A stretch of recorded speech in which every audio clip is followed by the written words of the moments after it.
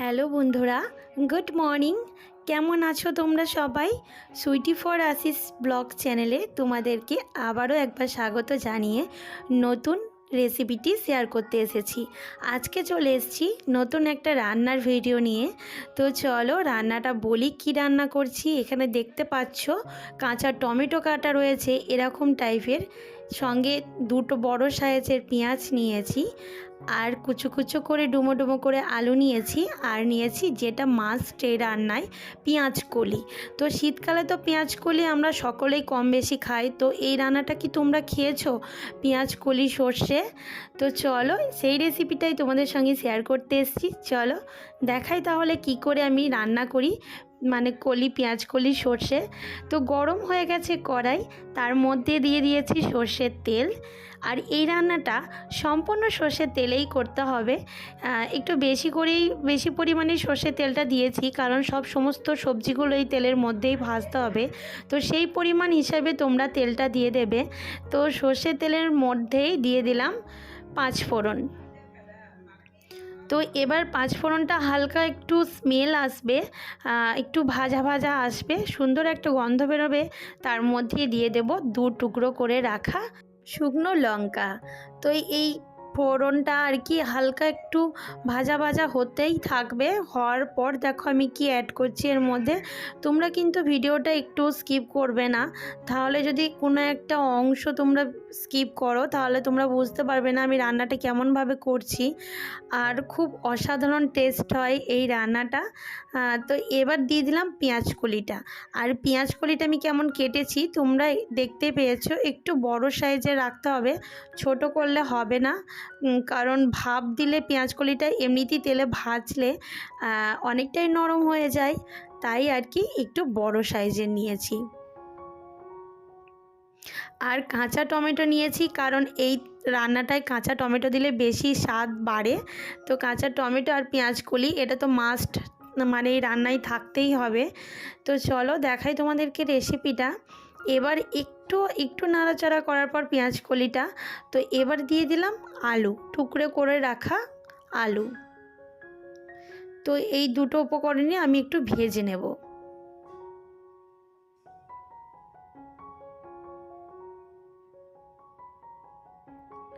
আর এই রেসিপিটা কিন্তু সর্ষের তেলেই রান্না করতে হবে। সর্ষের তেলে যদি আমি রান্না করি তাহলে দ্বিগুণ টেস্ট হবে এই রেসিপিটা।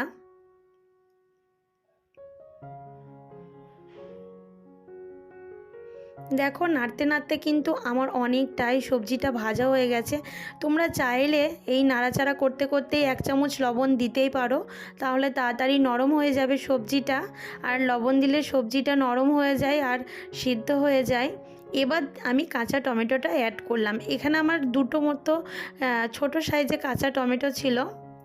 খুব বড় হলে তোমরা একটাও দিতে পারো, কিন্তু একটু টক ঝাল মিষ্টি টাইপের হবে রান্নাটা, একটু টক টক হবে, তাই কাঁচা টমেটোটা বেশি ব্যবহার করা হয়েছে। টুকরো করে রাখা পেঁয়াজ কুচি দিয়ে দিলাম আমি এর মধ্যে। পেঁয়াজটা প্রথমে দিইনি, কারণ হচ্ছে পেঁয়াজটা পুড়ে যেতে পারে, অনেকটা নরম হয়ে গেলে ভালো লাগবে না, তাই এই টাইমটা দেওয়া হয়েছে পেঁয়াজটা। তো এরকম নাড়তে চাড়তেই হালকা বাদামি কালার চলে আসবে পেঁয়াজটা, আর সব সবজিগুলোই মানে ভাজা হয়ে যাবে।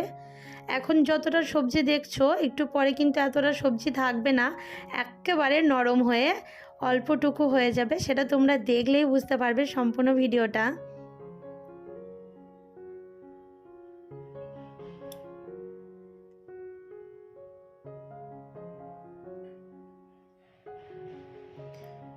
তো এখন আমি একটু কিছু মশলা বাটবো আর কি। তো কি কি মশলা এখানে অ্যাড করছি সেটা আমি তোমাদের পরেই বলছি। তো তার আগে কিছু মশলা বেটে নেব, যেমন ধরো সর্ষে, গোটা সর্ষে আর কাঁচা লঙ্কা, এটা এখন আমি শিলে পেস্ট করে নিয়ে আসবো। এই যে দেখতে পাচ্ছ সর্ষে লঙ্কা আমার বাটা হয়ে গেছে। চলো তাহলে এবার দেখিয়ে দিই এর মধ্যে আর কি কি মশলা অ্যাড করব। দেখো যেমন দিয়েছি হলুদ গুঁড়ো 1 চামচ মতো দিয়েছি, জিরে গুঁড়োও 1 চামচ দিলাম, ধনে গুঁড়ো 1/2 চামচ দিলাম,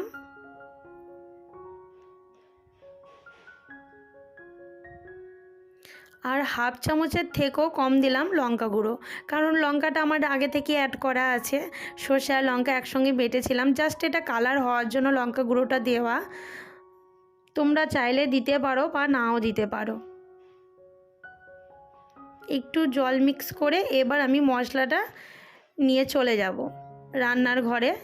এই যে দেখতে পাচ্ছ, দেখো সবজিটা কিন্তু অনেকটাই নরম হয়ে গেছে। আর কতটুকু হয়ে গেছে দেখো, নাড়াচাড়া করতে করতে। তোমাদের বললাম না যে সবজিটা অনেকটা নরম হয়ে যাবে আর আকারে খুব অল্প হয়ে যাবে। তো এই পর্যায়ে এখন আমি যে মশলাটা করে রেখেছিলাম তো সেটাই অ্যাড করে দেব। এবার আমি খুব ভালোভাবে কষাতে থাকবো মশলাটা। এই সময় তোমরা অনেকেই ভাবো যে সর্ষে লঙ্কা একটু তেতো হতেই পারে বেশি কষানোর জন্য।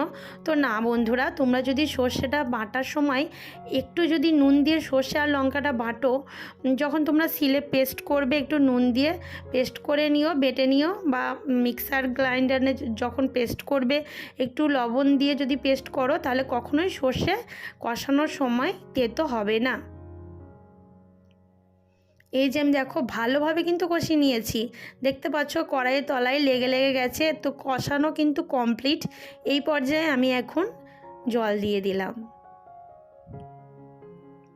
আর এই সময় তোমরা একটু লবণটা আর একটু লবণটা তো তোমরা দিয়ে দেবে, এই সময় একটু চেক করে নিতে পারো, কারণ ভাজার সময় আমি লবণ অ্যাড করেছিলাম, আমার আর একটুই লাগতো, তাই একটু এখানে ব্যবহার করলাম। আর এই সময় তোমরা হাফ চামচ মতো চিনি অ্যাড করবে। এটা আমি একটু স্কিপ করে গেছি, তোমরা চাইলেই দিতে পারো, চাইলে না, এই রান্নাটা একটু চিনি দিতে হবে, চিনি দিলে খুব সুন্দর টেস্ট হয়। চলো ঢাকা চাপা দিয়ে এবার আমি ফিরে আসছি কিছুক্ষণ পরে। দেখো আমি ঢাকা খোলার পর প্রায় আমি 10 মিনিট আমি ঢাকা দিয়ে রেখেছিলাম। তো 10 মিনিটের মধ্যেই কিন্তু আমার জলটা পুরো শুকিয়ে গেছে, শুকনো শুকনো হয়ে গেছে। আর এটা আমি একদমই শুকিয়ে ফেলবো, যেটুকু গায়ে জল লেগে আছে তরকারির সবজির গায়ে, তো সেটুকু জল আমি শুকিয়ে নেব তরকারিটা। দেখো অনেকটাই কিন্তু তোমাদের সঙ্গে কথা বলতে বলতে শুকিয়ে গেছে। তো এবার আমি নামিয়ে নেব। এই যে দেখো আমার রান্নাটা পুরো কমপ্লিট। তো অসাধারণ হয়েছিল টেস্ট। তোমরাও এরকম ঘরে বানিয়ে খেতে পারো, আর খেয়ে কিন্তু আমাকে কমেন্ট করে জানিও। তো এরকম নতুন নতুন রেসিপি পেতে আমার চ্যানেলটিকে অবশ্যই সাবস্ক্রাইব করে বেল বাটনটা দাবিয়ে রাখবেন আরও নতুন নতুন ভিডিও পাওয়ার জন্য। তো চলো বন্ধুরা, আজকের ভিডিওটা এই অবধি। আবারও একটা নতুন রেসিপি নিয়ে আসছি। তো চ্যানেলের দিকে চোখ রাখুন। ভালো থেকো, সুস্থ থেকো, টাটা।